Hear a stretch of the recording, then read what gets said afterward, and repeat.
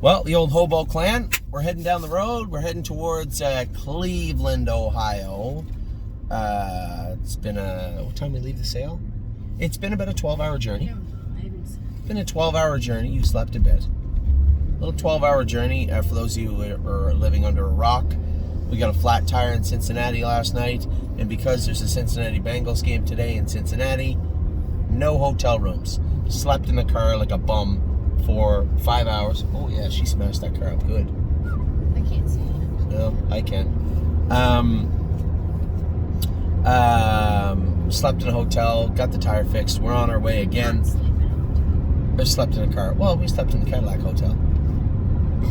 I give it about 3 stars. As far as cars go. As far as cars go, I mean, I don't love this car, but I've slept in worse, haven't you? Yes. See what I mean? I give it 3+. I mean, I'm not going to strive to do it again, but I'd give it 3 stars, yeah. For sure, 5, yeah. We're talking about the 2-year-olds now.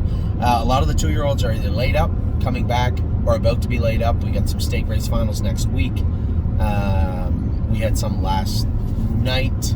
Renegade Gypsy's all done for the season. We'll get to them in a minute. Almost there, boss. Harry and I talked about it the other day. I think we landed on him jogging him for a week, right? And then turning him out. I think that was it. He's ready to start back now, but because he'll get his shoes on. But I think he said he was still going to jog him. I didn't really want to say that, but he doesn't need shoes on just to jog for a week. He's going to be out in the field for the next 2 months with no shoes on. Anyway, he's a week from going to the paddock, to the pasture. The reason we opted for jogging him, I told you guys before, if you have a horse in the stall for a long period of time, last thing you want to do is just turn them out in the paddock. They're going to rip and tear and wreck everything, maybe themselves. So what you're best to do is just jog them for a week, take the edge off them, and then turn them out in the field. So almost there, boss. Almost ready to go to the field. Amore Diener will be coming back late November, early December for the big colt. For big Amore Diener. Arches Rainbow's back going now. She's going to continue to go. We'll start training her in another, 3 weeks, 2 weeks, 3 weeks, something like that. Better Be Sawyer's back jogging now again, and probably another, probably a month for Amore Diener, or for Better Be Sawyer. Blue Bayou Dio. We had a discussion the other day, so Antonio and Vince and I were there with Rob Herman, and they had heard me mention about the kindergarten series in the Meadowlands, and Antonio asked very politely, he said, do you think she'll go to that last series? And this was before the race. I said, Antonio, I'm not going to answer that. We're going to let her answer that. She raced good. I don't think she needs to go to another race this year. You don't need to milk any more of the soul out of that filly. I think she's an incredibly fast filly. You see the filly she had to tangle with in the Commonwealth Series. Took a mark of 150-4, a tick off the track record in Lexington, and then what was that race yesterday? Bluegrass? The one that the 2-year-old filly won. Did Kentucky? 52. She won in 52, but what was it? It was a Grand Circuit event. It was Grand Circuit week. So that date night went 7 for 7. And won a Grand Circuit race yesterday. The week before, took a mark of 150-4. That's who we were racing against in Lexington. And that's the horse that beat Garden State Dio on week 1. We were on the front. He won in 55. Garden State Dio finished second, trotted 56. That was date night. Bomb Hugger is all done for the season. Going to give her lots of rest. She deserved it. Had a great season. Century Invictus, again, a horse that actually had a great year. He'll be back early to mid-December. We'll bring him back in. Confederate Cruiser will be out till December 1st. Duke Dio, I put him into race this week in London, and I'll be there to drive him. In London. Western Fair Raceway Friday night. Duke Dio, I think, has entered a Western Fair on Friday. Isa 10 will come in first week of December. Garden State Dio, same thing, around the first part of December. We saw Garden State Dio. Amy and I went out to Haley Moore's farm. My God, it just seems like each farm in Kentucky seems to be 60 acres. That's how big they are, every one of them. So these two horses were ripping and tearing out the field. Yeah, Haley and her husband Jim just had both of those horses looking incredible. Unbeatable Kemp's already put on 100 pounds from when he left. He looks great. Grace, her last start will be next Saturday. A lot of people asking who will drive Grace, and I got to break the news to Mario. I told Mario when he drove in the elimination, in the last Gold, he would likely get the drive in the final. But this was going on the information that 1, James is going to pick over for Adair Castle, which he's going to do, and 2, Dougie had his dad's filly. Now, I did speak to Dougie, and he said he would drive Grace. So Mario he'll have to be the backup. Listen, as I said, I think, quite frankly, I thought I was going to be in Ontario and I wasn't going to drive the filly, and I'm your partner on her. I was just going to watch the race. You know, Mario knew her now. He drove her once. Dougie knows her. He drove her once. I only sat behind her in a training mile once in the last 5 months. I honestly wouldn't have felt as comfortable driving her myself as I would have having either of those two drive her. But as it turns out, Dougie can drive the filly, and you know, that's just the way it is. So Dougie's likely going to drive Grace in the final. And that's to say nothing about Mario. He's had a great year. He drove both those horses good last night. That's racing. He knows that. I know that. Granite Hill will come back in December 1st. I never watched. What did Granite Hill's brother go for last night? Did anybody know? The tactical landing? Don't know. He was a good-looking colt, but I wasn't going to buy him. Granite Hill come back in the first. Hill of Magic probably due to be re-x-rayed. I know I said that last week. There really is no rush. She's going to need more time. And when the vet feels that's filling in very nicely and that she can walk, we'll probably start putting her in the pool. The good news is there's a pool right literally spitting distance from our barn, our shed row in Northfield Park. Kathy with an eye will be coming back soon also to Ontario to start back. She might actually find her way to Ohio first, I guess. That's likely what will happen.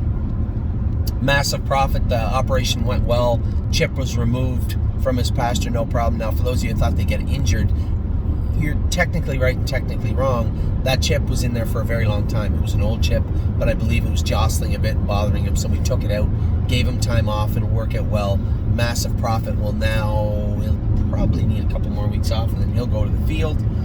Matt's MVP looks good. He'll come back in end of November, 1st of December. Of Tom, I want to give her lots of time. She'll come in first or second week of December.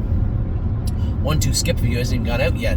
Big Girl's got a race next Saturday. What about the final? I looked. So, just to set the table, 1-2 Skip a Few has had a great year at the fairs and on the racetrack in general. We got rained out in the post grade, which cost us points, and then she made a break on Billy Davis, cost us points. She was first also eligible in the fair final. They went 58-3 on their hands and knees. I'm not going to say she would have won it, but I am going to say she would have won it. Had she drawn okay and had a chance to, she just is on fire right now. And the horse won by 3 lengths, but I mean, we would have been a factor for sure in that race. So she goes into the Sire State or the Buckeye final next week at, I think it's Northfield Park, if I'm not mistaken, where Purple Aura and her are going to tangle. I won't be able to drive Purple Aura. I talked to Jason. I think we just go with the starting lineup in Northfield. Aaron Merriman first, Ronnie Wren second, whoever else after. It's not a difficult filly to drive, and I would think would be one of the serious favorites heading into that particular race.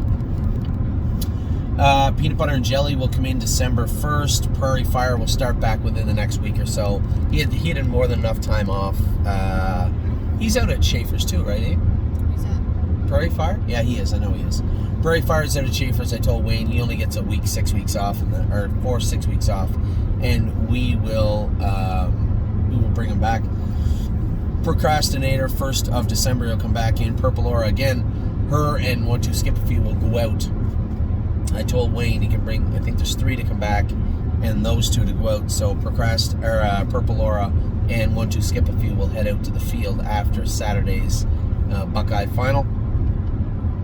Renegade Gypsy, race good last night. You just saw it. He was tired. Right? He tried the bugger. You can see him down the lane. He's sticking his neck out. He's trying to come forward, and ends up 6th, beat 2 lengths. He actually raced very good.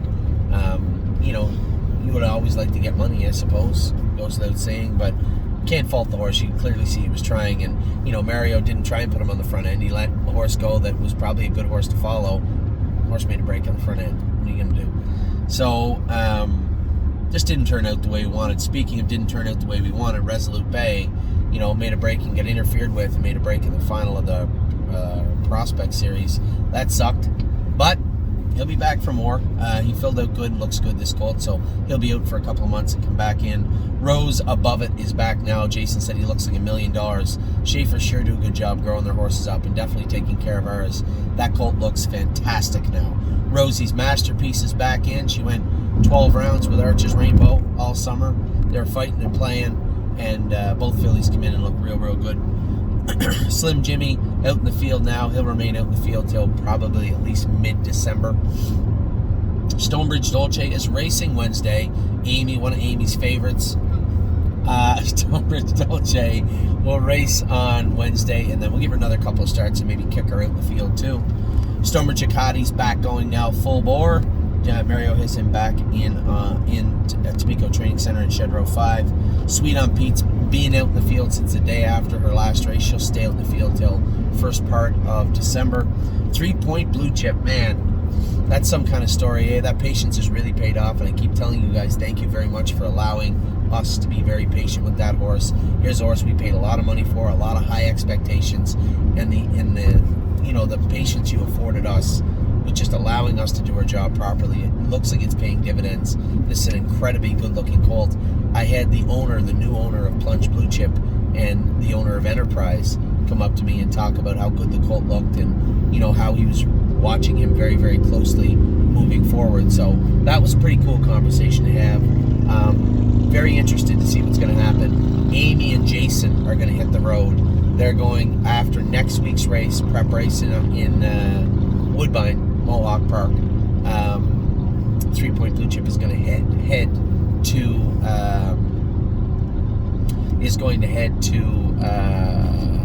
the Meadowlands, New Jersey.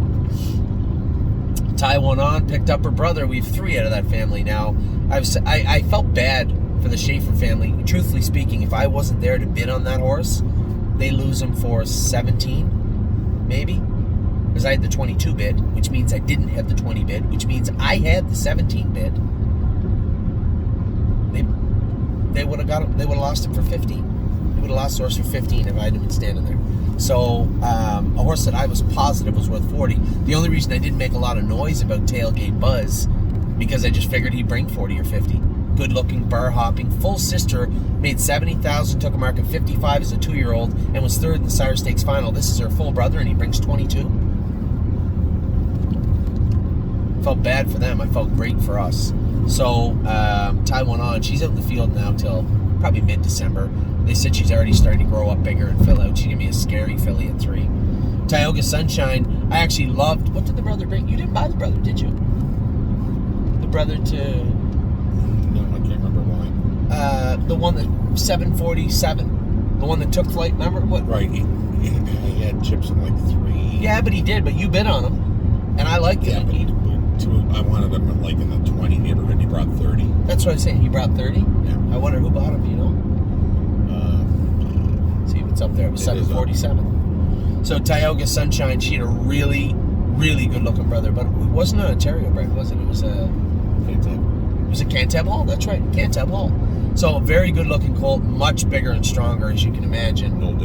Noel Daly bought him. So obviously that's how good he looked, is that he had piqued the attention of Noel Daly. And Tioga Sunshine, she will fill out. She's got all the tools, and she was willing to use them. A little slower than we'd like to see, but she was willing to use her tools, and I think if she packs on some more muscle and works at her own game, she could be a pretty decent filly for us at 3. Twinbee Habanero, I got big hopes for this colt. Twinbee Habanero should be a nice horse. He's going to be coming back in mid-November, 1st of December, something like that. Twinkle in Her Eye will be back in December 1st. Unbeatable Kemp, want to give him the full time too. Probably first part of December for old Kempy. Well, I guess he'll come in the same time the filly does. They went out together. Voyage of Ice and Fire, I'll give him till December 1st. He's on thin ice, but I'll give him till December 1st. When he comes back, he'd want to have a new work ethic and a new attitude for sure. Will to Win Hanover looked absolutely fantastic training down this year. 100% healed. What is this person doing? It's like I'm following my father on the road. So he used to ride the brake all the time. The big Fred used to ride the brake. He's one of these people who drive with his left foot in the brake and his right foot in the gas. Just go through about 8 sets of brake pads every 2 years, the whole thing. And World 4-2, another colt that actually quietly had a very, very good year. High expectations for this guy coming back at 3. You'll probably see him surface in the Meadows mid-March, I think. So that is it for the 2-year-olds. Steve and I got a lot of looking at the list of Lexington. I'm going to bring you guys another in-depth look of every horse we bought in Lexington on the way home. I want to talk about the 3-year-olds and all the barns. I'll be back